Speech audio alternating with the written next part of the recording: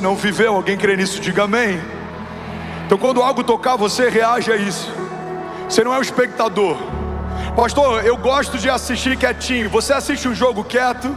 Você assiste uma final de Champions League ou de Libertadores quieto? Você assiste um programa que você ama quieto? Se você assiste, está tudo bem.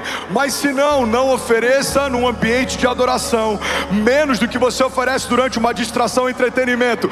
Todo o meu corpo se curva, se dobra, reage àquilo que Deus está fazendo. Eu levanto as minhas mãos, eu fico de pé, eu levanto a minha voz, eu clamo, eu celebro, eu agradeço, porque Deus está fazendo uma coisa nova. Alguém comigo aqui, diga amém. Então a gente já leu sobre Salmos 23, Salmos 91, Salmos 121, e o Salmo de hoje é o Salmo primeiro. Primeiro Salmo, ele é quase como se fosse um resumo de tudo que a gente vai encontrar nos demais Salmos. Em algumas Bíblias ele não tem nem título. Alguns teólogos acreditam que ele é como se fosse o prefácio dos Salmos. Ele fala sobre princípios, ele fala sobre bênçãos espirituais, ele fala sobre realidades espirituais para aqueles que estão em Deus e para aqueles que não estão em Deus.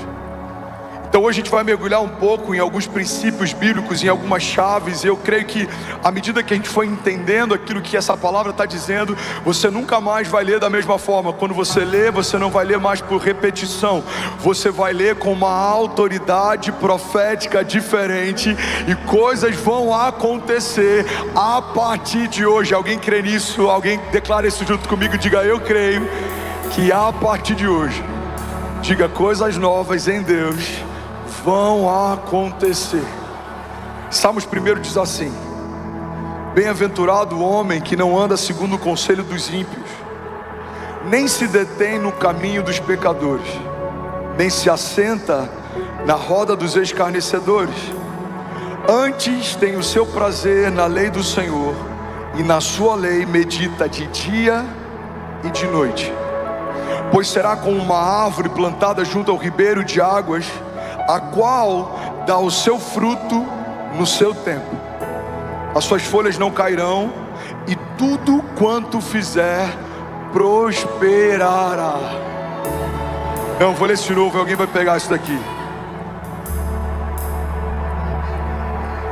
Ainda bem que eu vi, Jesus.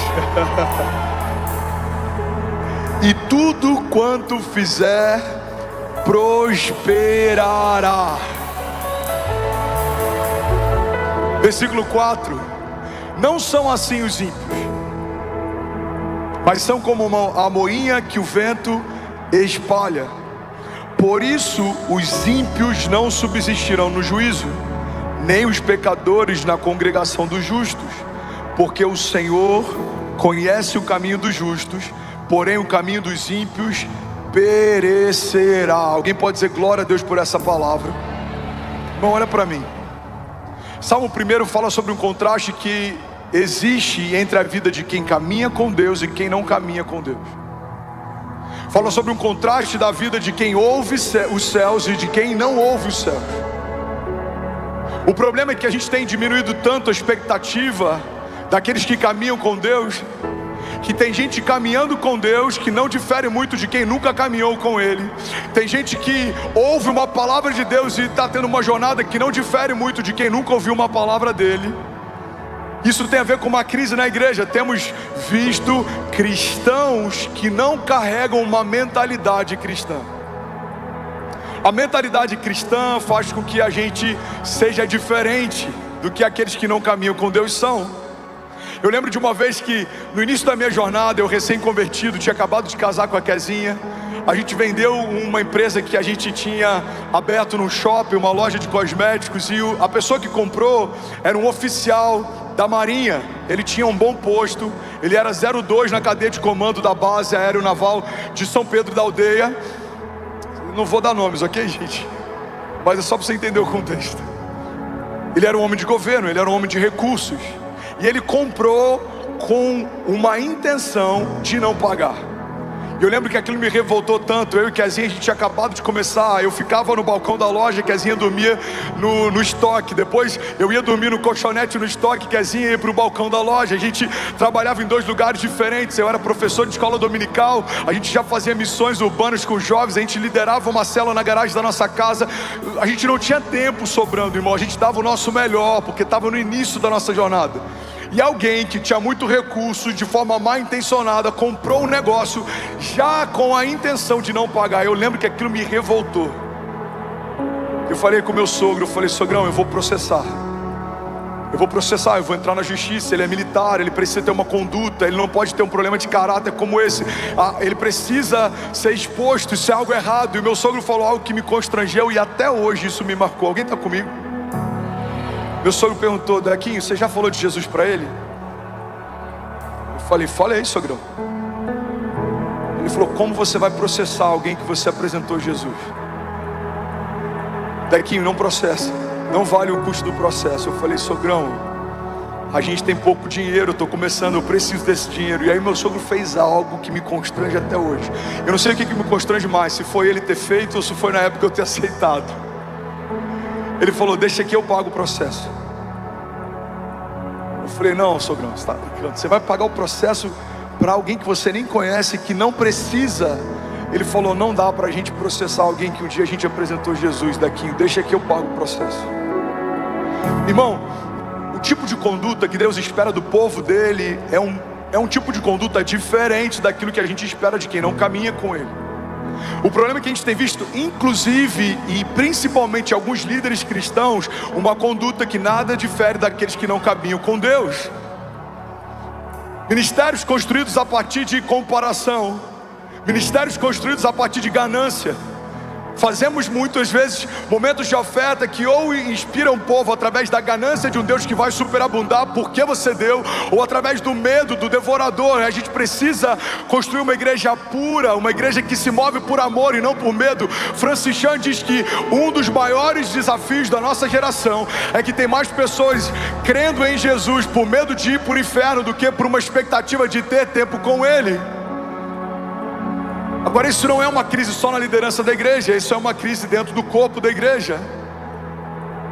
A gente precisa acessar o fruto do Espírito: mansidão, domínio próprio, bondade, benignidade. O fruto do Espírito me torna diferente de quem eu era. Precisa haver um contraste entre quem caminha com Deus e quem não caminha com Ele. Alguém comigo aqui, em nome de Jesus? Salmos 1 está falando sobre isso.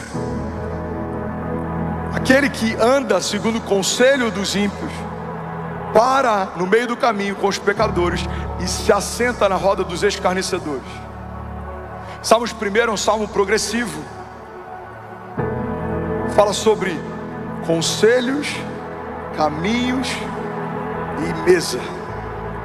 Se você começar ouvindo quem não deveria ouvir, você vai caminhar com quem não deveria caminhar, e você vai se sentar onde não deveria se sentar.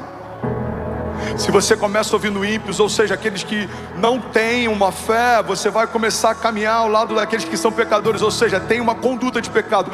Você no final da sua história vai se sentar com os escarnecedores. Você está rindo da desgraça dos outros. A palavra em Salmos 1 é uma palavra gradativa sobre os ambientes. Começa com um conselho, depois você para no meio do caminho, e o final da história é assentado numa roda com os escarnecedores. Mas também fala de uma progressão da identidade de quem nos cerca. Se quem te cerca no início da tua jornada é ímpio, em algum momento vai se tornar um pecador, e lá na frente você já está achando normal caminhar com escarnecedores. Sabe quando a gente se converte, qualquer piada nos ofende. Pessoas que falam coisas que a gente não gostaria de ouvir, aquilo nos ofende, a gente sai da rodinha, mas depois de um tempo, sem perceber, a gente vai diminuindo o nosso nível de exigência, santidade, e a gente começa até a rir de coisas que a gente não estaria rindo no início. A gente começa a se seduzir por aquilo que a gente não se seduziria no início. Irmão, a palavra de Deus fala: não inveje a riqueza dos ímpios, eles terão a sua paga. Não inveje a conquista daqueles que têm conquistado algo que não é o próprio Deus que tem dado. Igreja, olha para mim, somos o povo de Deus. Tudo que temos, Deus nos deu. Nós superabundamos em todas as coisas, não porque a gente precisou fazer algo para receber. Aquilo que Jesus fez há mais de 2000 anos atrás é o que nos abriu espaço a uma herança justa, e ela é irrevogável. O inferno não pode tirar de você aquilo que Deus confiou para você. O inferno não pode tomar de você aquilo que Deus já chancelou com teu nome. É teu e o inferno não toca. A porta que Deus abriu, ninguém pode fechar. Alguém comigo aqui em nome de Jesus? É progressivo o Salmo 1. Ímpio, pecador, escarnecedor, conselho, caminho, mesa. Agora você percebe que a palavra de Deus está dizendo que aqueles que caminham segundo o conselho dos ímpios, no início da jornada eles estão caminhando, no meio do caminho eles param, no final dessa história eles se assentam. Mas eu vim aqui profetizar sobre alguém nessa noite. Você vai viver aquilo que a palavra de Deus diz, que é o fruto daqueles que confiam no Senhor. Você vai correr e não vai se cansar. Você vai voar alto como águia. O conselho que vai te guiar é um conselho que sai da boca de Deus. A palavra que vai incendiar o teu coração é uma palavra que foi liberada dos céus sobre você. Você não vai se encantar com propostas do inferno. Você já ouviu uma promessa do céu. Você não vai forçar portas. É melhor você estar diante de uma porta que o próprio Deus fechou do que acessar uma porta que você insistiu para abrir. Deus vai te dar direções. Deus vai guiar os teus passos. Você vai viver 10 anos em um, porque quem caminha debaixo do Kairos de Deus não se move mais pelo Cronos. Você não depende de um novo mês ou de uma agenda em branco. Há uma palavra de Deus sobre você, e quando você entende e acessa aquilo que demoraria gerações para viver, ainda nesse ano você e a tua casa viverão. Eu declaro em nome de Jesus. Deus remindo o tempo, Deus acelerando processos, Deus estabelecendo sobre você favor e graça. Aquilo que não estava acessível, você não podia, você não sabia, lugares que você não poderia entrar, Deus colocando você na presença dos seus inimigos, aqueles que um dia quase te mataram. Sejam pensamentos de morte, divórcio, depressão, doenças, enfermidades, eles verão a dupla honra de Deus operando o novo de Deus sobre você. No lugar do pecado, santidade. No lugar de pensamentos de morte, sonhos de Deus. No lugar de feridas do passado, Deus vai levantar você como um canal de cura. O que quase te parou, não só não te parou, como vai ser o seu testemunho de milagres para quem estava quase parando. O que quase te feriu, não só não te feriu, como vai ser um testemunho de milagres para quem estava sendo ferido. Deus vai levantar aqueles que não desanimarem como um farol, e o seu testemunho vai edificar toda uma geração. Alguém crê nisso? Diga amém. O milagre, irmão, não é para quem merece. O milagre é para quem não desistiu. Vou falar isso de novo, alguém vai pegar isso daqui. O milagre não é para quem merece. O milagre é para quem não desistiu. A mulher do fluxo de sangue sangrava, outras mulheres sangravam também. Ela não merecia mais do que aquelas que ficaram no arraial, mas ela não desistiu e foi em busca do milagre dela. Aquele cego que gritava: Jesus, filho de Davi, tem compaixão de mim.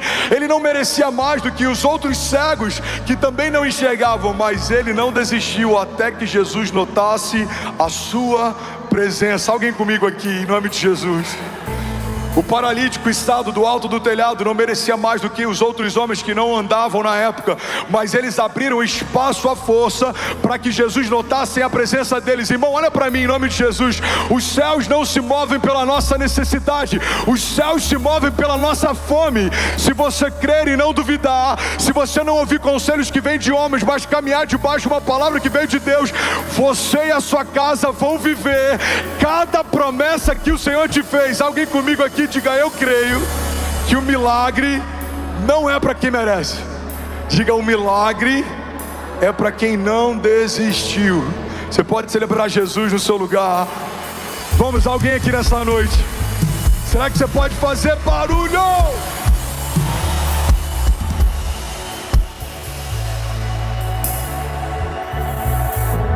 Existe um contraste entre quem caminha debaixo de uma palavra de homens e quem caminha debaixo de uma palavra de Deus. Assim como um abismo chama outro abismo, um milagre chama outro milagre. Você precisa entrar nesse ciclo perfeito.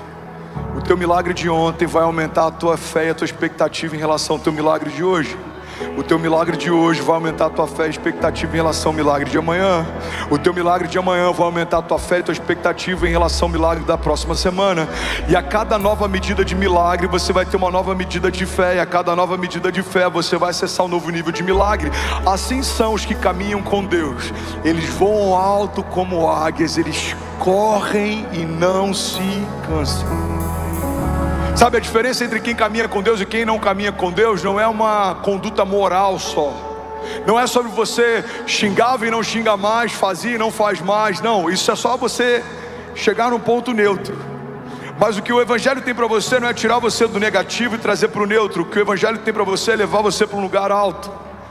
Você não só fazia e não faz mais, como agora você vai fazer coisas que você nunca fez.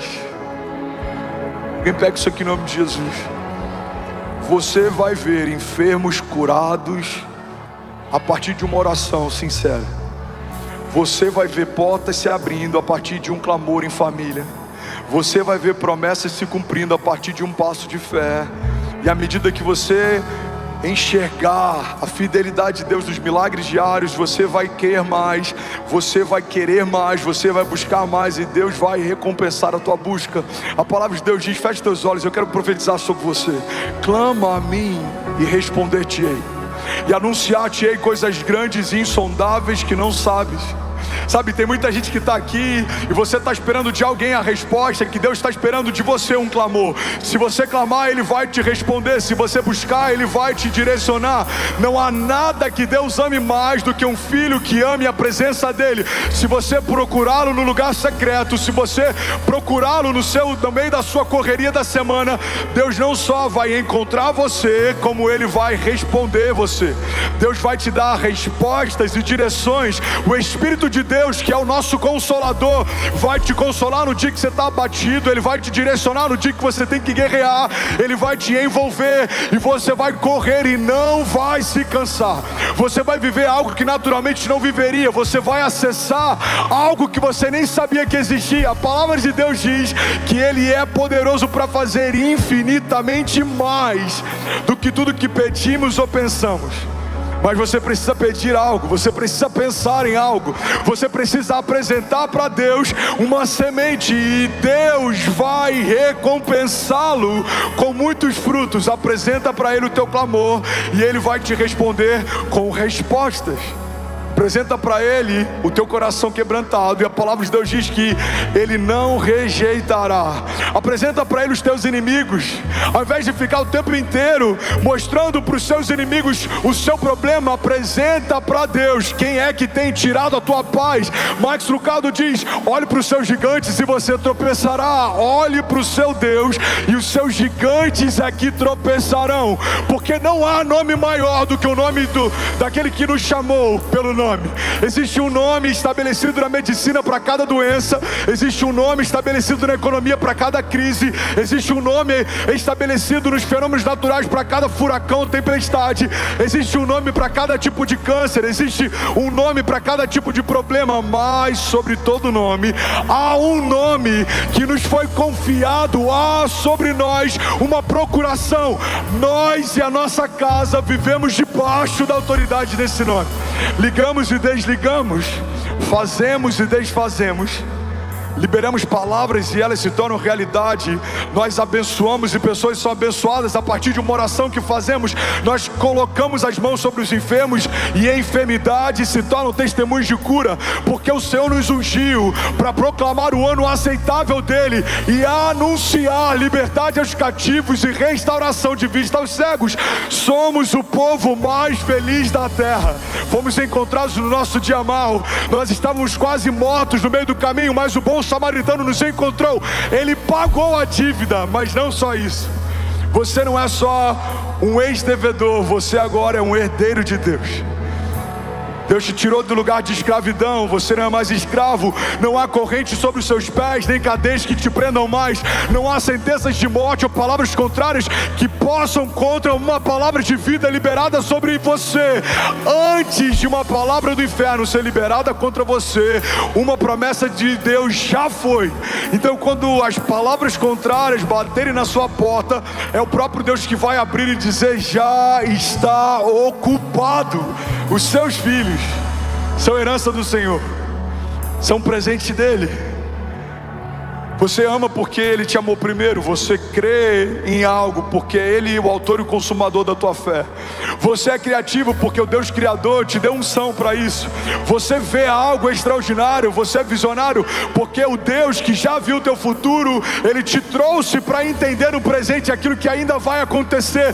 Você não é qualquer um, não carrega qualquer vida dentro de si. Então para de viver uma vida natural. Deus te chamou para um lugar de sobrenaturalidade. Aquilo que os olhos não viram, aquilo que os ouvidos não ouviram, aquilo que ainda não penetrou no coração do homem, é isso que o Senhor tem preparado para aqueles que creem. Então você vai ver o que nunca viu, você vai ouvir o que nunca ouviu, você vai crer naquilo que você nem sabia que existia, e do nada, de repente, algo sobrenatural vai acontecer. Eu profetizo sobre você e sobre a sua casa, ainda em 2024, Deus removendo escama dos nossos olhos, corrente dos nossos pés. O que te parava não te para mais, o que te amedrontava não te amedronta mais, o que te entristecia não te entristece mais, porque se Cristo nos libertou verdadeiramente, você é livre. Tem alguém livre aqui nessa noite? Será que você pode dar um brado de liberdade no seu lugar? Aleluia! Vamos, se for para Ele, você pode fazer melhor. Alguém aqui nessa noite, alguém aqui, pelo amor de Deus.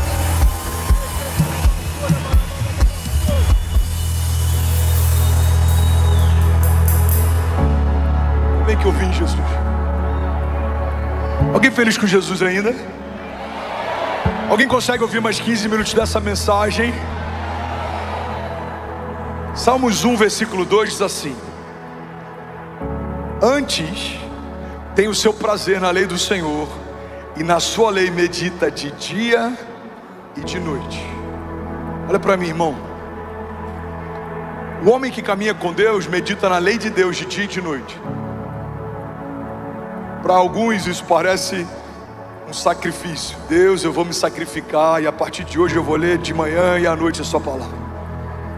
Quando esse é o nosso sentimento, significa que a gente ainda não entendeu nada. Porque tudo que vivemos, vivemos a partir de uma palavra. Então quanto mais palavra eu carrego, mais milagres eu vivo. Quanto mais eu entendo quem Ele é, mais revelação Ele me dá a respeito de quem eu sou. Quanto mais eu entendo o que foi preparado para mim, menos dúvida e ansiedade eu tenho a respeito daquilo que me cerca. Billy Graham diz que o motivo pelo qual andamos ansiosos muitas vezes é porque estabelecemos a nossa expectativa em qualquer coisa menor do que Deus. Se a minha expectativa em relação ao futuro está ancorada numa promessa de um homem, ou numa projeção econômica, ou numa movimentação política, eu ancoro a minha alma em algo que é volúvel e pode mudar. Mas quando a minha expectativa está em algo que é inabalável, independente daquilo que me cerca, eu permaneço de pé, e a minha casa não vai sucumbir. A palavra de Deus diz que aqueles que confiam no Senhor são como os montes de Sião, que não se pode abalar, mas permanecem para sempre. Você pode levantar suas mãos e declarar isso em nome de Jesus. Diga: eu e a minha casa estamos firmados numa rocha inabalável. Verdade que muitas vezes a gente quer revelações profundas, mas permanecemos com o nosso coração raso. A gente quer céus abertos, mas permanecemos com a Bíblia fechada. Queremos ouvir segredos de Deus sem sequer desenvolver intimidade com Ele. Irmão, Deus só te cobra uma coisa para confiar a você os seus segredos: intimidade. Quando a gente se torna íntimo dEle, Ele fala deliberadamente a respeito dos seus segredos.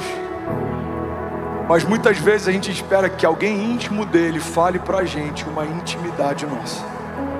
Por que tem tanta gente que vive perseguindo profetas? E nessa casa você sabe o quanto que a gente honra a unção profética e cremos no ministério profético, mas não concordamos com uma dependência de profetas. Tem muita gente que, ao invés de buscar intimidade com Deus, prefere acessar quem tem intimidade com Ele. Todo o segredo que Deus já compartilhou para você através de alguém, Ele poderia ter compartilhado com você, diretamente para você. Quanto mais secreto, mais intimidade. Quanto mais intimidade, mais segredos revelados. Quanto mais segredos revelados, mais autoridade. Você sabe por quê? Quem descobriu quem é não deseja ser mais ninguém além de si mesmo. Quem já ouviu de Deus o seu futuro não fica ansioso durante as tribulações do seu tempo presente. Irmão, a palavra de Deus diz que Jesus, ele está no meio de uma tempestade. Os discípulos estão desesperados. Alguém está comigo aqui nessa noite? E a Bíblia diz, Jefferson, que no meio daquela tempestade os discípulos estão desesperados, mas Jesus dorme. Jesus dorme no meio de um mar revolto. Eles ficam desesperados e eles vão questionar Jesus: não te importas que a gente morra?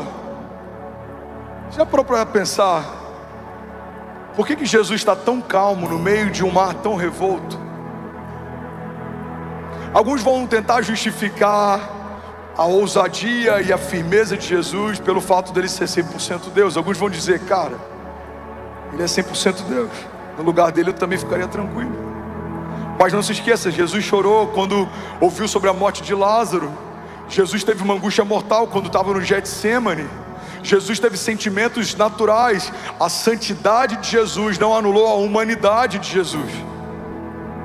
Então ele tinha motivos naturais para temer, mas ele tinha uma chave sobrenatural que fez com que ele permanecesse firme. Alguém comigo aqui? Jesus acorda, ele se levanta, repreende o vento e o mar, e todos ficam chocados. Mas tem um princípio aqui, irmão, pega isso aqui que isso vai mudar a tua história. Lá no fundão, as centenas de pessoas que estão em pé, vocês estão comigo, dá um brado, só você que está em pé aí no final. Uau, glória a Deus, pega isso aqui. Deus vai recompensar a tua intencionalidade de ouvir a palavra, amém? Deus vai recompensar, porque você entendeu que não é sobre conforto, é sobre fome. Deus vai recompensar a tua fome. Deus vai mudar a história de pessoas aqui nessa noite. Eu estou profetizando agora. Deus vai dar respostas ao longo dessa semana. Deus vai mudar o teu coração. Se havia algo vazio, Ele vai preencher. Se existia algum projeto que estava queimando no teu coração, que não é de Deus, Ele vai tirar e colocar um projeto dele. Deus está alinhando a sua igreja para liberar sobre ela um novo nível. Vamos viver o que não vivemos quando ouvimos de Deus aquilo que ainda não ouvimos. Deus está fazendo uma coisa nova. Alguém crê nisso? Diga amém. Então pega isso aqui, irmão. Jesus não tem medo da tempestade por um princípio básico. Jesus sabia qual era o seu destino final. A cruz não foi um acidente no meio do percurso. A cruz é o propósito pelo qual Jesus veio à terra. Eu imagino Jesus dormindo na tempestade, os discípulos desesperados, e ele pensando: meu pai não disse que eu vou morrer afogado, meu pai disse que eu vou morrer crucificado, então hoje não é o final da minha história. Pastor, eu não peguei, você vai pegar agora. Pega isso aqui em nome de Jesus. Quem ouviu de Deus a respeito do seu futuro não fica ansioso no seu tempo presente. Porque você, no meio da crise, vai comparar o seu estado atual com aquilo que Deus te mostrou em relação ao teu futuro. E você vai dizer: se não é o que Deus me mostrou, não é o final da minha história. Talvez alguns já viram uma promessa de Deus sobre a tua casa, e o que você está vivendo hoje não parece com aquilo que Deus prometeu. Você precisa ter a firmeza de crer que se não é como Deus mostrou que seria, ainda não é o final da minha história. Eu lembro que em 2017 eu estava no CTI usando fralda. A Cécia ia me visitar, ficava brincando com o controle remoto da cama do hospital, e eu olhava para aquela cena e eu comparava com o que Deus me mostrou. Deus me disse que eu teria filhos, eu só tenho uma. Deus me disse que eu tocaria nações, eu fui em poucas. Deus me disse que eu viveria algo extraordinário, e a gente só está começando. Então, se isso não parece com o que Deus me mostrou, esse leito de morte não é o final da minha história. Deus vai me tirar desse lugar e Ele vai cumprir o que prometeu. Alguém comigo aqui nessa noite? E é por isso que governa quem ouve os céus. Governa quem ouve os céus. Davi governava a despeito de Saul, porque Davi ouviu os céus. Saul há muito tempo já não ouvia mais. José governou porque ouviu os céus, revelou um sonho que ninguém revelava, viveu aquilo que ninguém vivia. Irmão, quando a gente começa a ouvir os céus, a nossa história se torna um contraste daqueles que não ouvem. E é isso que Salmos 1 está dizendo. Alguém está comigo? Diga amém. João 15:15 diz assim: não vos chamo de servos, porque o servo não sabe o que faz o seu senhor, mas eu tenho vos chamado amigos, porque tudo quanto eu ouvi do meu Pai, eu vos tenho dado a conhecer. Alguém pode dizer glória a Deus por isso? Salmos 1:3 diz: pois você será como uma árvore plantada junto a ribeiro das águas, a qual dá o seu fruto no seu tempo, e as suas folhas não cairão, e tudo quanto fizer prosperará. Versículo 3 do Salmo 1 tem uma chave poderosa. Primeiro fala sobre o tempo perfeito de Deus. Todas as vezes que a gente está ansioso, a gente comete um erro. É natural. Maria cometeu, Pedro cometeu, você e eu vamos cometer também. A gente quer dizer para Deus o que fazer e quando fazer. Maria insiste para Jesus para que faça o milagre naquele casamento. Eu imagino que ela já deveria ter insistido em outros momentos, a ponto de Jesus ser quase ríspido com ela, respondendo: mulher, o que tenho eu contigo não é chegado a minha hora. Eclesiastes 3 diz que há um tempo perfeito para todo o propósito debaixo dos céus. Provérbios, o Eclesiastes, se eu não me engano, diz que o sábio discerne o tempo e o modo de todas as coisas. A coisa certa no tempo errado se torna a coisa errada. Então a palavra de Deus está dizendo que aqueles que caminham com Deus, meditam na sua lei de dia e de noite, serão como uma árvore plantada junto ao ribeiro das águas, que dá o seu fruto no seu tempo.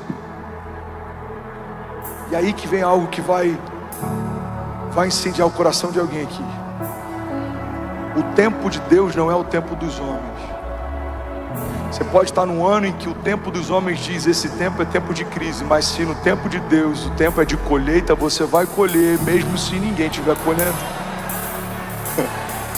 O tempo de Deus não é o tempo dos homens. Talvez você possa estar vivendo um momento que, segundo os homens, é um tempo de guerra, mas se você está debaixo de uma agenda de Deus, você vai viver tempos de paz, mesmo em meio a tempos de caos.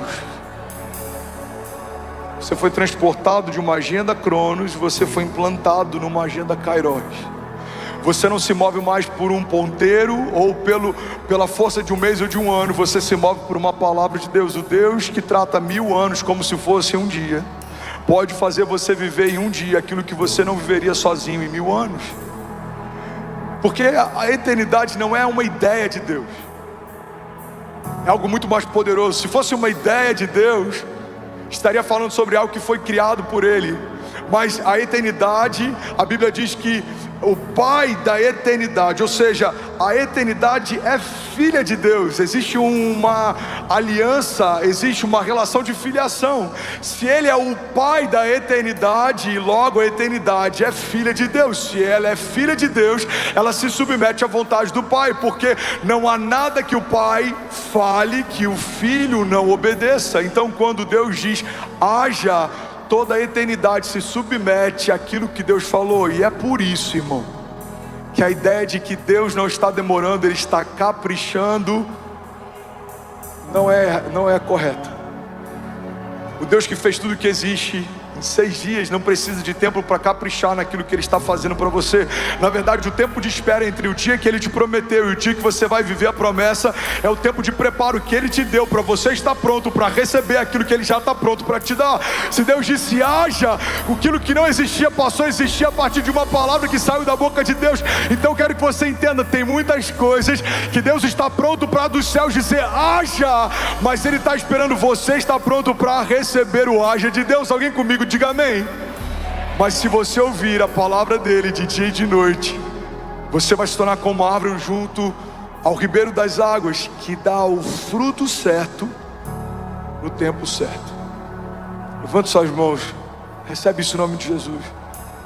Eu profetizo sobre a nossa igreja, sobre a minha vida, sobre a liderança dessa casa, sobre a sua família, sobre tudo que o Senhor te confiou. O tempo perfeito de Deus. Você não vai viver ansioso, nem vai tentar antecipar de forma natural estações. Você também não vai perder o timing e não vai perder o tempo de Deus para viver algumas movimentações. Você vai discernir o tempo de plantar e de colher, o tempo de guerrear e de viver paz. Você vai entender o momento certo de fazer a coisa certa. Você vai ser bem sucedido quando estiver debaixo do relógio de Deus, da agenda de Deus, do governo de Deus. Homens te perguntaram como você consegue ser tão assertivo. Você sempre está no lugar certo, na hora certa, fazendo a coisa certa. Você vai dizer: o dono do tempo me diz em que momento eu preciso me mover. O dono da minha história já escreveu cada um dos meus dias antes de qualquer um deles existir. Eu não faço aquilo que eu penso que é bom, eu faço aquilo que Deus me pediu para fazer. E todas as vezes que você caminhar debaixo de uma palavra de Deus, você vai viver aquilo que você nem sabia que existia. Eu declaro em nome de Jesus, você e a sua casa, como uma árvore plantada junto ao ribeiro das águas, firmado, estabelecido, separado, ungido, guardado. Você e a sua casa prosperarão. As riquezas do tipo de Deus, que não acrescentam dores, que não geram vergonha. Você não vai precisar barganhar com os céus, não. Você vai acessar uma herança justa que os céus já estabeleceram sobre você. Se você crê nisso, diga: eu creio que 2024, pelos olhos da fé, diga: é o tempo da agenda perfeita de Deus. Vamos, alguém comigo aqui, diga: eu creio que 2024 já é o melhor ano da minha vida, em nome de Jesus. Você pode celebrar Jesus no seu lugar. Será que alguém pode fazer barulho? Aleluia! Alguém feliz com Jesus ainda?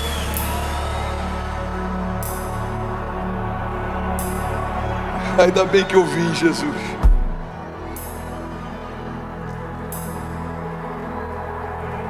Você será como uma árvore plantada junto ao ribeiro das águas, a qual dá o seu fruto no seu tempo. As suas folhas não cairão, e tudo quanto fizer prosperará. Você será como uma árvore plantada. Fala comigo: como uma árvore plantada. Fala de novo: plantada. Irmão, eu vi alguma vez do Hernando Dias Lopes que explodiu minha mente. Ele diz assim: o justo não é uma árvore nativa ou silvestre, mas uma árvore plantada e cultivada por quem plantou. Cara, isso é muito poderoso. Pega isso aqui, irmão. Uma árvore nativa, pela biologia, você vai olhar e você vai falar: faz sentido essa árvore estar onde ela está. Você nunca vai ver uma jabuticaba em outra nação, a não ser que alguém tenha levado para lá, porque uma jabuticaba, ela é genuinamente brasileira. Então, se você vê uma jabuticaba no Brasil, você fala: faz sentido, ela é nativa.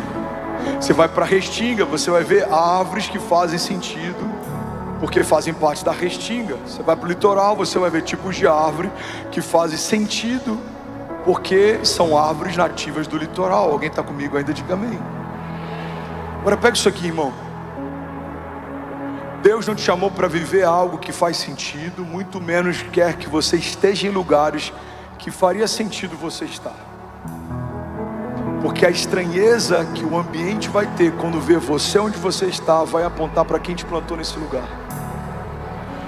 Você acha que não tem gente que olha para mim e fala: o que esse menino está fazendo nesse lugar? Deus me plantou. Então, para reclamar da onde você está plantado, vai precisar reclamar com quem te plantou. Você acha que faz sentido Davi assumir o reinado?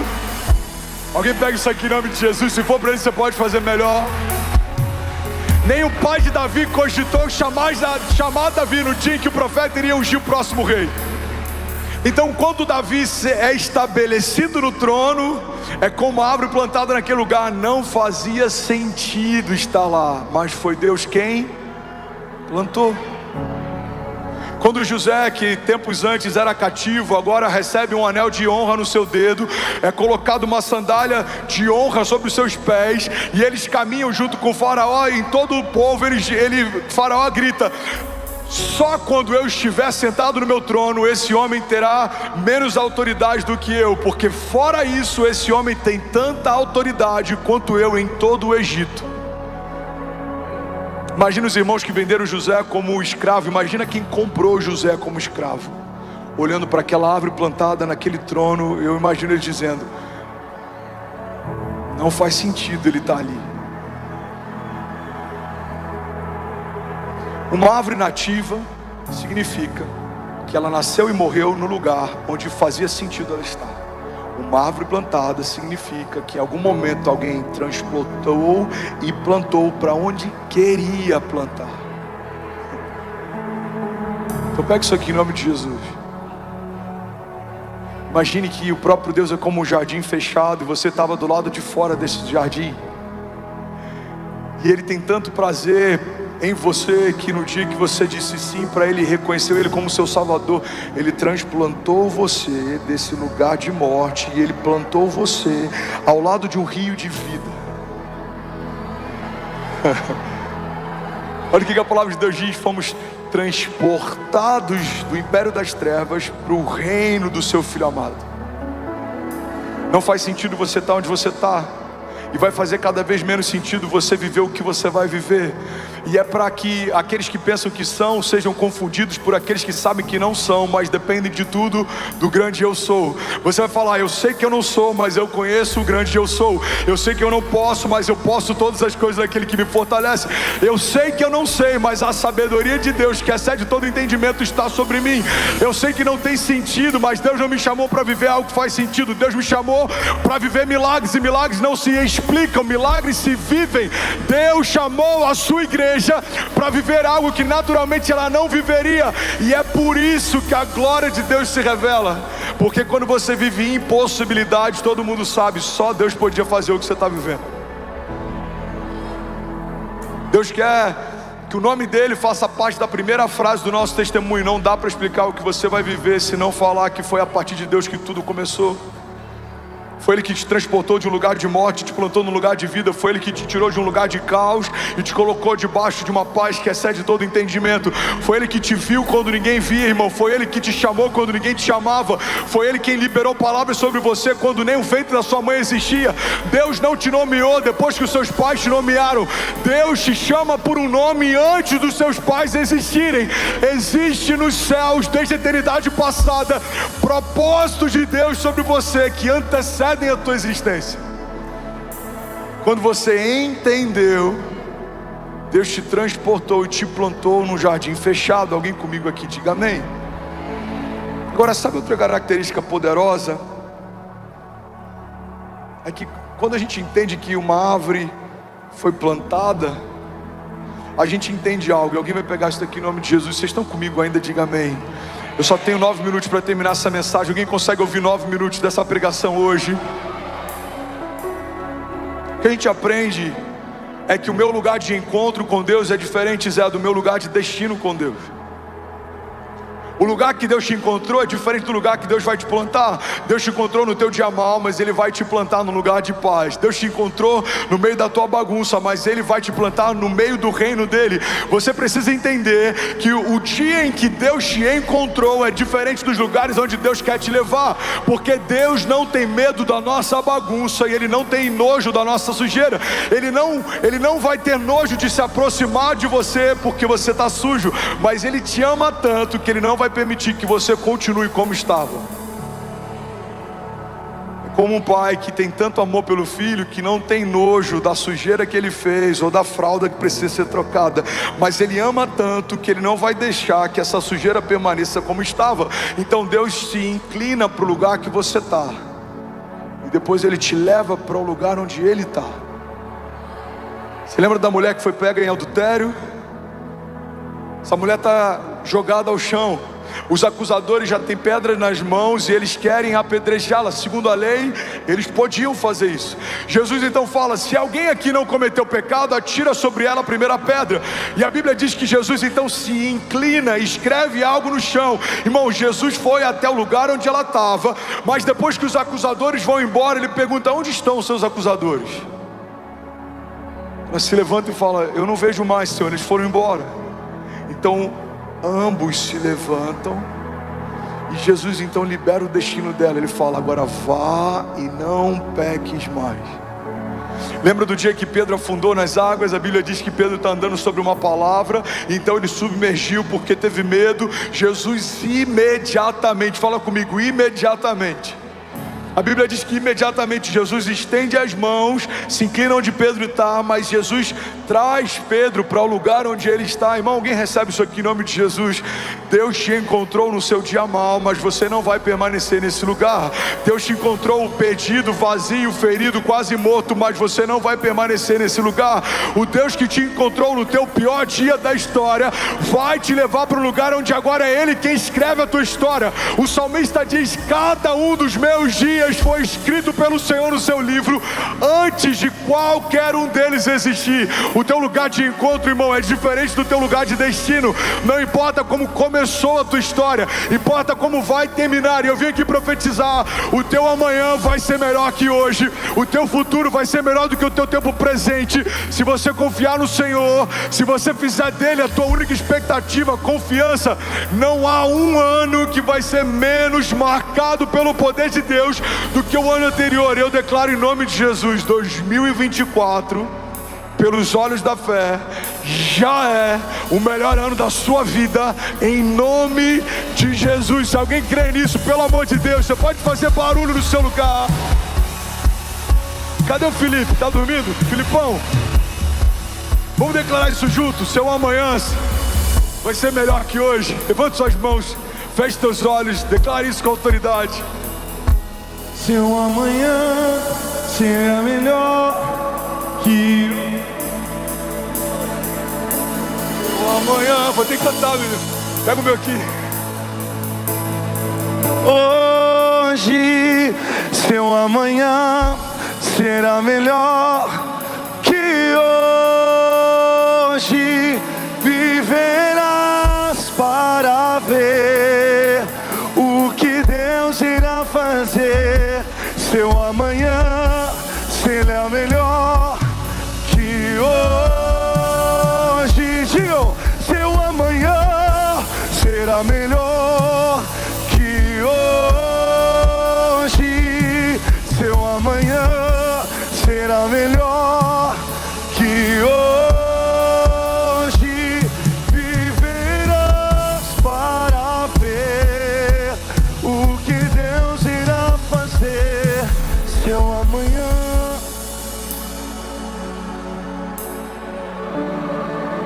Aleluia! Você pode celebrar Jesus no seu lugar. Pega quem pode, pelo amor de Deus, fazer barulho. Aleluia! Aleluia! Sabe, você foi enxertado em Deus. Você foi enxertado numa videira verdadeira, que ela é frutífera, ela é viva. Não há falta. Não há falta. Sabe uma das coisas mais poderosas que a gente entende aqui nesse versículo 3, quando a Bíblia diz que somos como uma árvore plantada junto ao ribeiro de águas, é que você foi plantado na fonte. Vou falar isso de novo, alguém vai pegar isso daqui. Simboliza, significa que nada vai faltar. Você recebe isso? Recebe isso em nome de Jesus. Não vai faltar unção, não vai faltar temor, não vai faltar alegria, não vai faltar testemunhos, não vai faltar milagre, não vai faltar vida de Deus, não vai faltar livramento. Nada vai faltar. Não vão faltar recursos, não vão faltar ideias, não vão faltar amigos de Deus, não vão faltar portas de Deus, acessos de Deus. Nada vai faltar. Declare com autoridade, diga: eu e a minha casa estamos plantados na fonte. Diga: fomos enxertados em Deus e nada vai faltar. João 15:5 diz: eu sou a videira verdadeira e vocês são os ramos. Se alguém permanecer em mim e eu permanecer nele, esse dará muito fruto, pois sem mim vocês não podem fazer nada. Versículo 6. Se alguém não permanecer em mim, será como o ramo que é jogado fora e seca. Tais ramos são apanhados e lançados ao fogo e são queimados.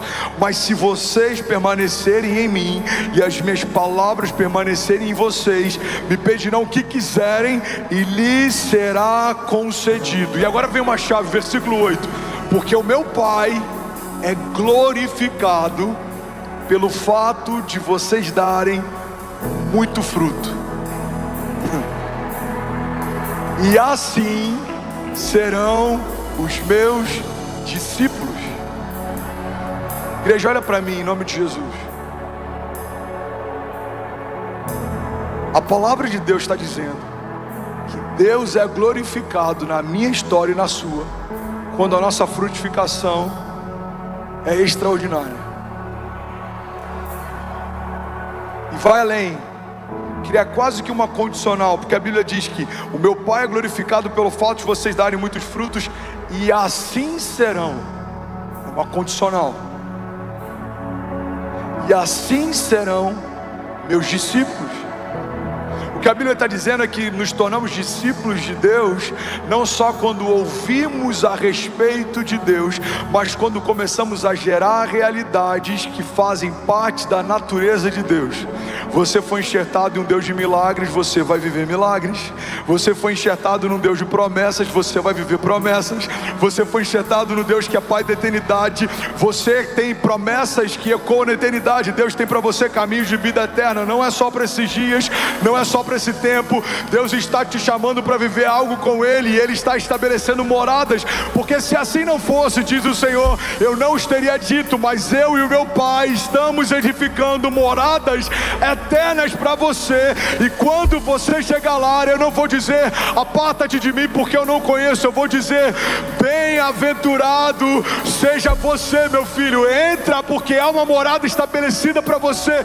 Eu te conheço, eu sei quem você é, eu conheço a tua história, eu conheço o teu clamor. Nenhuma lágrima foi esquecida, nenhum deserto foi em vão. Eu vim aqui para profetizar em nome de Jesus, irmão. Você e a sua casa viverão promessas de Deus para esses dias, mas não vai parar nesse tempo. Deus está nos chamando para caminhar com Ele em direção à eternidade.